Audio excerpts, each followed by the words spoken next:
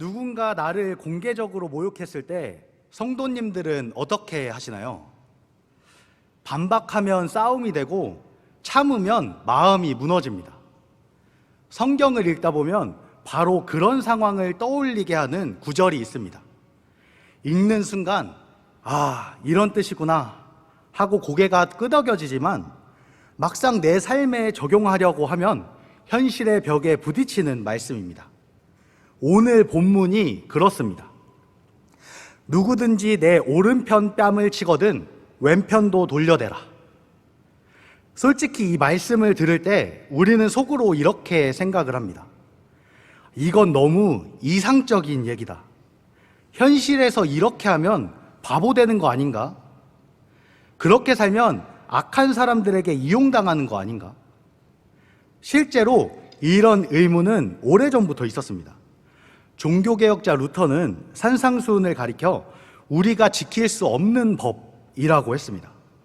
이 말씀은 우리가 죄인임을 드러내는 거울과 같아서 지키려는 시도 자체가 우리의 무능함과 한계를 보여준다고 보았기 때문입니다.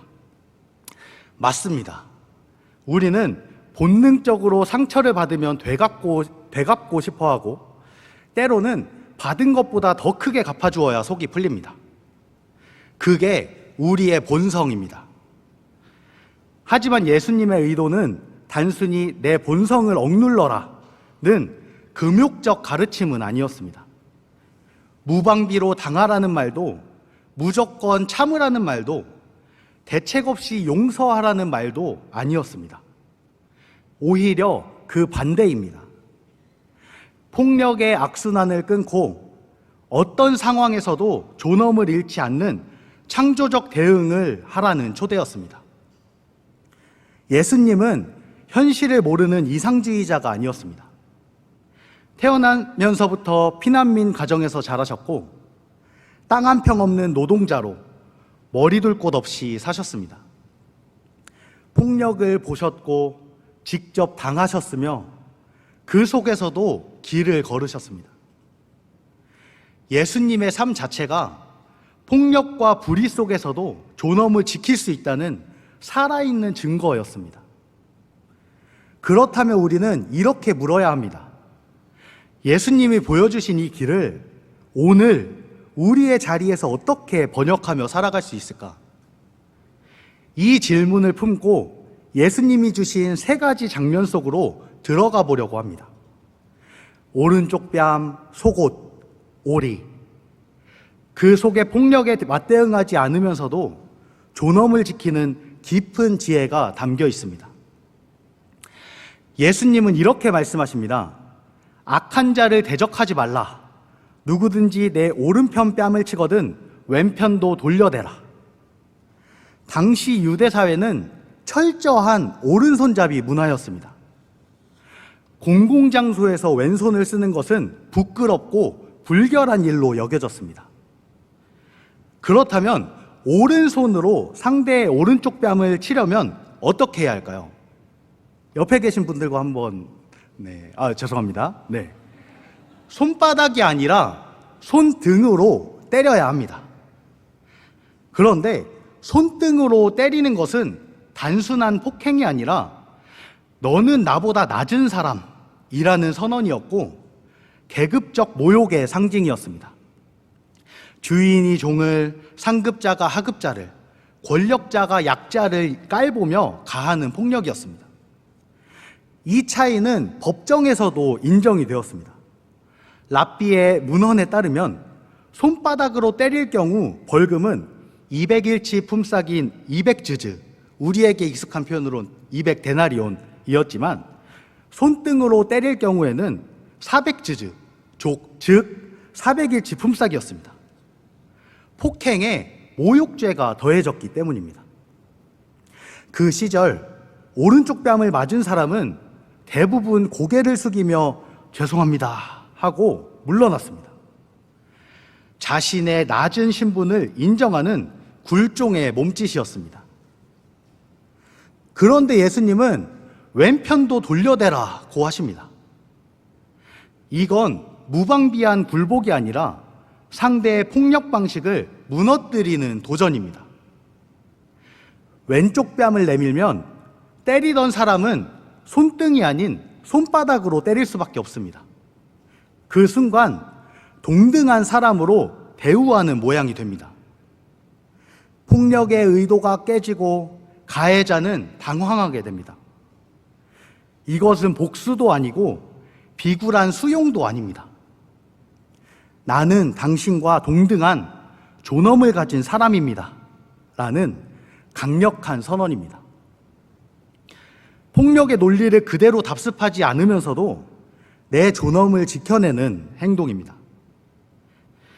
예수님은 피해자가 스스로를 맞아도 되는 사람으로 내면화하지 않도록, 그리고 가해자에게도 그 폭력이 부끄러운 행동임을 깨닫게 하도록 이 지혜를 주셨습니다. 오늘 우리의 언어폭력, 온라인 모욕, 관계 속의 멸시 앞에서도 이 지혜는 여전히 유효합니다. 예수님은 이렇게 말씀하십니다. 또 너를 고발하여 속옷을 가지고자 하는 자에게 겉옷까지도 가지게 하라. 본문에는 두 가지 옷이 등장합니다. 바로 이 속옷과 겉옷입니다. 율법은 가난한 사람의 겉옷을 함부로 빼앗는 것을 금했습니다. 혹시 이것을 담보로 맡겼더라도 해가 지면 반드시 돌려주어야 했습니다. 왜냐하면 겉옷은 단순한 의복이 아니라 밤의 추위 속에서 생명을 지켜주는 최후의 보온 수단이었기 때문입니다. 아무리 가난해도, 아무리 사회적 신분이 낮아도 밤에 몸을 덮을 권리는 빼앗을 수 없었습니다. 율법은 이 최소한의 존엄을 보장했습니다. 그런데 혹시 여기서 이런 생각이 드는 분도 있을 겁니다. 아니, 어쨌든 빚이 있으니까 속옷을 빼앗길 처지가 된 거 아니야? 빚진 사람도 할 말 없는 거 아닌가? 맞습니다. 오늘 우리의 시각에서 보면 충분히 나올 수 있는 반응입니다. 하지만 1세기 당시의 빚 구조는 단순히 개인의 무책임이 아니라 로마 식민지 체제와 과중한 세금, 토지 몰수, 불공정한 거래로 인한 구조적 가난이 대부분이었습니다. 빚을 지은 이유가 허황된 소비가 아니라 살기 위해 어쩔 수 없는 선택이었던 경우가 많았습니다. 그렇다면 왜 법정에서 고소한 사람은 속옷을 가지려고 했을까요? 그 이유는 너무나도 명확합니다. 겉옷은 법적으로 압류할 수 없었기 때문입니다. 그래서 빚을 받아내려는 사람은 차마 겉옷은 건드리지 못하고 대신 속옷을 빼앗으려고 한 것입니다. 그런데 이 속옷마저 빼앗긴다는 것은 이 생존의 최소선마저도 위태로운 상태를 뜻합니다. 그런 상황에서 예수님을 말씀하십니다. 속옷을 가지려 하느냐? 그렇다면 겉옷까지 내어주어라. 이것은 굴복이 아닙니다. 오히려 불의의 민낯을 공동체 앞에 드러내는 행동입니다. 겉옷까지 내어준 사람은 거의 나체 상태로 마을로 돌아갈 것입니다. 마을 사람들은 그 이유를 묻습니다. 그리고 금세 소문이 퍼집니다. 저 사람 빚 때문에 저렇게 발가벗고 돌아다닌대. 저 사람을 고발한 그 고소인은 도대체 얼마나 잔인한 거야. 이 장면에서 수치를 당하는 쪽은 피해자가 아니라 가해자입니다. 예수님의 말씀은 이렇게 들립니다. 너는 가난해도 약자라도 너의 존엄을 잃지 마라. 폭력에 폭력으로 맞서지 않되 불의가 부끄럽게 드러나도록 하라. 예수님은 세 번째 예화를 이렇게 말씀하십니다. 누구든지 너로 억지로 오리를 가게 하거든 그 사람과 심리를 동행하라. 이 말씀은 로마 제국의 강제징발 제도를 배경으로 합니다. 당시 로마 군인들은 공용집이나 군장을 운반할 때 길가의 민간인을 붙잡아 대신 짐을 지게 할 수 있었습니다. 그리고 그 거리가 바로 오리였습니다. 이것은 법으로 정해진 최대 거리였기 때문에 이를 넘기면 군인은 엄격한 로마의 군법으로 처벌을 받았습니다. 그 장면을 한번 그려봅니다. 무거운 군장을 맨 로마 군인이 길가에서 한 사람을 불러 세웁니다. 이 짐을 오리까지만 지고 가라. 억지로 짐을 진 사람은 땀을 뻘뻘 흘리며 그 거리를 채웁니다. 아마도 오리가 되면 대부분의 사람은 짐을 내려놓고 자, 이제 됐죠? 더 이상 한 발짝도 가지 않으려고 했을 것입니다. 그게 당시의 보통 반응이었고 아마도 유일한 대응이었습니다. 그런데 예수님은 전혀 다른 그림을 보여주십니다. 그가 억지로 오리를 가게 하거든 심리를 가라. 강제로 끌려가던 사람이 스스로 더 먼 길을 가겠다고 나서는 순간 주도권이 완전히 바뀝니다. 군인은 당황합니다. 왜냐하면 법이 정한 거리 이상을 맡기면 자신이 처벌을 받을 수 있기 때문입니다. 민간인이 자발적으로 더 간다면 군인은 곤란해집니다. 억압하던 위치에서 오히려 불편한 위치로 밀려나는 것입니다. 이것은 단순히 더 친절하게 하라는 말씀이 아닙니다. 부당하고 억압적인 구조 속에서 주도권을 되찾는 창조적인 저항입니다. 폭력에 폭력으로 맞서지 않으면서도 억압의 민낯을 드러내고 자신의 존엄을 지켜내는 방법입니다. 이 장면에서도 예수님의 메시지는 동일합니다. 네가 약자라도 억압받는 자리에 있어도 너의 존엄을 포기하지 말아라. 그러나 존엄을 드러내는 방법은 폭력이나 보복이 아니라 창조적인 대응이어야 한다. 예수님이 주신 세 가지 그림에는 한 가지의 흐름이 있습니다. 그 속에서 우리는 오늘을 살아갈 원리를 발견합니다. 첫째, 폭력에 폭력으로 맞서지 않는다. 똑같이 갚아주면 순간은 통쾌할지 몰라도 폭력의 고리는 더 단단히 묶입니다. 폭력은 또 다른 폭력을 낳고 보복은 끝없는 보복을 부릅니다. 결국 한쪽이 완전히 무너져야 멈추는 게임이 됩니다. 둘째, 존엄과 품위를 잃지 않는다. 맞았다고, 빼앗겼다고, 강요당했다고 해서 내가 당해도 되는 사람으로 스스로를 규정하지 않습니다. 예수님은 약자에게 이렇게 말씀하십니다. 너는 존엄한 존재다. 이 존엄은 어떤 상황에서도 포기해서는 안 됩니다. 셋째, 불의의 민낯을 드러내는 창조적 대응을 한다. 보복하지 않지만 가해자가 자기 행동을 부끄럽게 깨닫도록 만드는 방식입니다.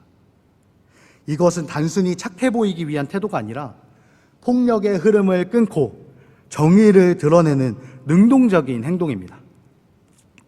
이 세 가지는 단순한 윤리적 조언이 아니라 예수님이 주신 신앙적 공식입니다. 폭력에 폭력으로 맞서지 말라. 존엄을 잃지 않는 방식을 찾아라. 불의가 스스로 부끄러워지도록 하라. 이 공식은 모든 상황에 문자 그대로 대입되는 정답지는 아닙니다. 마치 우리가 수학에서 공식을 배운 다음 문제 유형에 맞춰 적용하듯이 우리도 각자의 자리와 현실 속에서 이 원리를 창조적으로 풀어내야 합니다. 예수님의 1차 청중이 그랬던 것처럼 오늘 우리는 직장에서, 가정에서, 또 교회와 공동체 안에서 억울함과 부당함을 만날 때 이 공식을 꺼내야 합니다. 그리고 스스로에게 이렇게 물어야 합니다. 이 상황에서 나는 어떻게 폭력의 고리를 끊고 존엄을 지키며 불의를 드러낼 수 있을까? 예수님의 이 공식은 멀리 있는 이상이 아니라 오늘 우리가 선택할 수 있는 아주 구체적인 길입니다. 이제 우리는 선택의 기로에 놓여 있습니다. 폭력의 흐름 속에서 그대로 휩쓸릴 것인가? 아니면 존엄을 지키며 그 흐름을 끊는 길을 걸을 것인가? 예수님은 오늘 우리를 그 두 번째 길로 부르십니다. 그 부르심 앞에서 우리의 결단은 무엇이겠습니까? 예수님은 세상의 방식과는 전혀 다른 길로 우리를 부르십니다. 세상은 폭력에 폭력으로 맞서는 것을 정당하다고 말합니다. 눈에는 눈, 이에는 이라는 말이 정의처럼 여겨집니다. 물론 동해보복법이 과한 보복을 제어하지만 폭력의 고리를 끊어내지는 못합니다. 오히려 그 사슬을 더 단단히 묶습니다. 예수님은 그 고리를 끊으라고 말씀하십니다. 그 방법은 비굴함이 아닙니다. 대책 없는 무조건적인 용서도 아닙니다. 그것은 존엄을 지키면서 폭력의 흐름을 멈추게 하는 창조적인 대안입니다. 오른쪽 뺨에 왼쪽 뺨을 돌려대는 사람, 속옷을 가지려는 이에게 겉옷까지 내어주는 사람, 오리를 억지로 가게 하는 이와 심리를 함께 가는 사람, 그들은 결코 패배자가 아닙니다. 그들은 누구도 빼앗을 수 없는 존엄을 가진 사람들입니다. 그리고 그들의 대응은 세상 속에서 폭력의 흐름을 멈추게 하는 힘이 됩니다. 예수님의 공식은 오늘도 유효합니다. 폭력에 폭력으로 맞서지 않고 존엄을 잃지 말고 불의가 부끄러워지도록 하십시오. 가해자는 가해함으로써 비인격화되고 피해자는 피해당함으로써 비인격 인간화됩니다. 그러니 악의 고리를 끊으십시오. 그 길을 걸어갈 때 우리는 세상의 흐름을 바꾸는 하나님의 사람으로 서게 될 것입니다. 그리고 잊지 마십시오. 이 길 위에서 하나님은 결코 우리를 홀로 두지 않으십니다. 우리의 작은 순종과 또 용기를 통해서 하나님은 이 땅에 정의와 평화를 심으실 것입니다. 예수님이 보여주신 이 길을 함께 걸어가는 우리 모두가 되기를 원합니다. 그리고 혹시라도 이러한 폭력 가운데 고통받고 있는 분이 계시다면 기억하셨으면 좋겠습니다. 당신은 존엄한 사람입니다. 폭력에 굴복하지 말고 폭력을 끊어내십시오. 예수님이 초청하신 이 길 위에서 하나님 나라를 바라보는 우리 모두가 되기를 소망합니다. 함께 기도하겠습니다. 존귀하신 하나님, 오늘 예수님이 걸으신 그 길을 바라봅니다. 오른뺨을 맞은 자리, 속옷마저 빼앗긴 자리, 억지로 오리를 걷게 된 자리에서 예수님은 결코 무너진 얼굴이 아니셨습니다. 그 자리에서 존엄을 지키고 폭력의 고리를 끊는 길을 보여주셨습니다. 예수님의 제자인 우리도 앞서가신 그 길을 따라 걷게 하옵소서.